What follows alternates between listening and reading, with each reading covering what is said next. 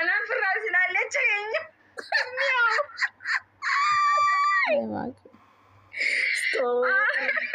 أما جيت بك جرت إيسان جيت اللي أنا دري ورقة والله إني استغفر الله العظيم بقى دغدغمو قبا ماكي كيك نكون أورمو والله كيك فتيا أما كلبشنا والله راني مياو كيك غندا كده كيسان بتابر قالي بالتميخ أما هو قالي دلا أما قالي لكن براني بسدي في بسدي في شنطم أكمل إيه على تدراني سنبرني بيسيس تاما غرافانا شنت بيتي نفيك سابر سدراني سربرايز غوري أتي مامي لما أنت ديسكاونتي سيفا غداني انت إيه برما نا غود أجراني بر أي فتيا والله مسكينة بر فتيا كوكو مغرو دجيبادو فتيا أنا فانين جرجرتي مالي كم نغرنيا نات والله هدو كم نغر غافنم تكو بيتي بقى أنا مثلا ريسبكت غوتي خبجيني لفتي سلالتي وسدو بس yoo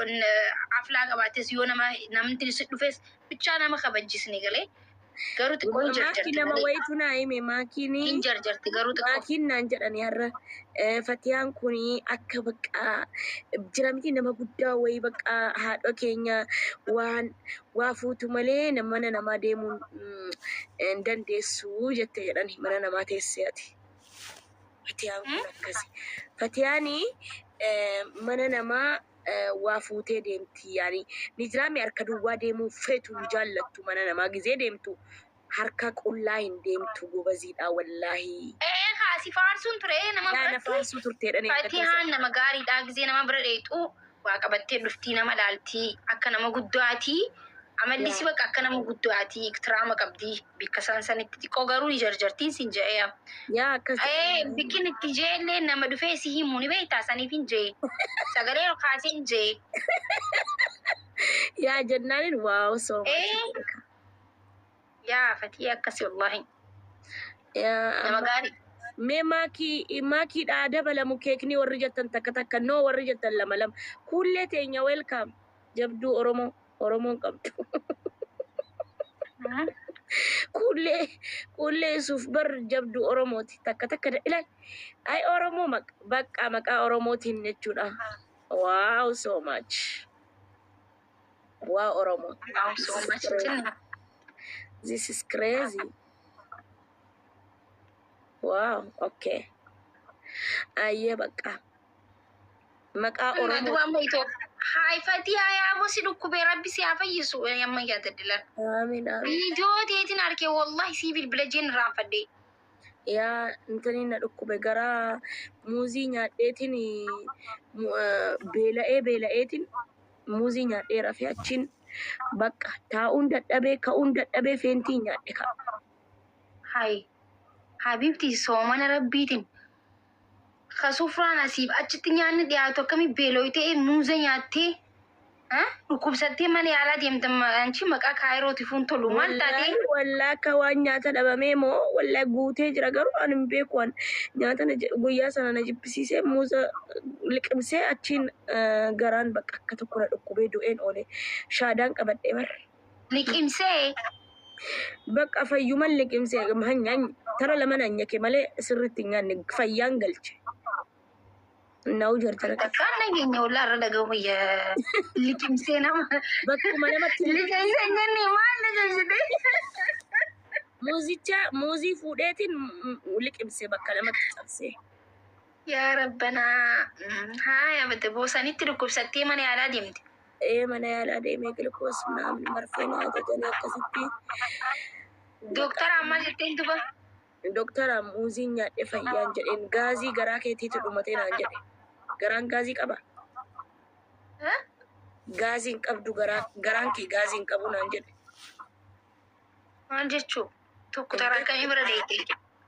Rayyaan hin naqee aboo dingatanyaan gaaziin dhumatee jira si keessaa naan jedhe garaa kee keessaa. Gaazii qaba garaan namaa. Irrina dhiigaa qabdaa dhiini kee dihee maarree malaan. Garaan kenkee gaaziin qabu waan takkaan dhageenyes. Yoo jiraates hin beekan dhageen beekan. gaazii hin qabdu naan jedhe.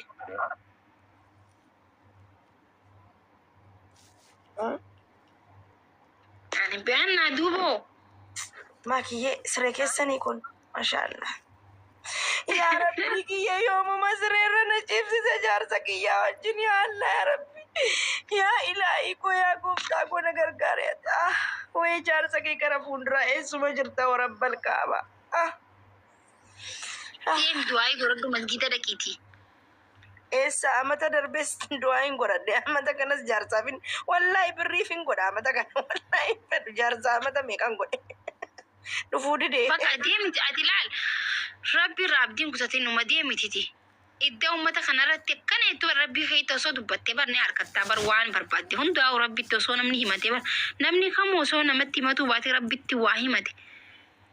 Rabbiin kun numa kanaaf si galee namni garuu kanan fedhaa gisee jiru namatti himata rabbitti himatu rabu. Wallahi rabbitti himadhee waa hunda naa kenna achumaan.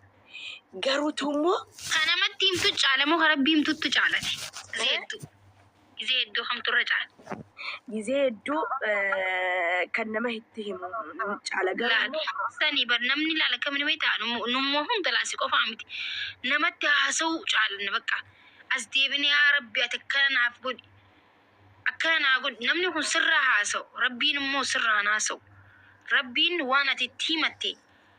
Iccitii bakka iccitii rabbii keetti himatte eenyutu dhagaasiifisa malee tokko. Namatti waan kanan fedhe gizeettee nama 8 bira jira dubbiin tantee sun. Irra deddeebitee rabbii kiyya gizeette wallahi Allah rabbiin si kanna wallahi fatiha. Yaa Rabbi rabbitti maaltu qabeeti maakiyyee. Yaa amma dubat Itoophiyaa deemuu dhiistee? Laa wallahi deemaan jira wallahi maakiyyee har'a kaleessa UN fi baasii oolee hanga guyyaa 14 eegi guyyaa 14 booda yoo garuu itti yaaddee jirta Itoophiyaa deemu tanaati maaliif deemta bakka eega teesseefuu ispoonsara fa'aa waa fa'aa laallattee godhattee waan ta'e. Fedhaan maakiyyee. Biyyi tun osoo siin taane garuu biyyi galtee siin taati.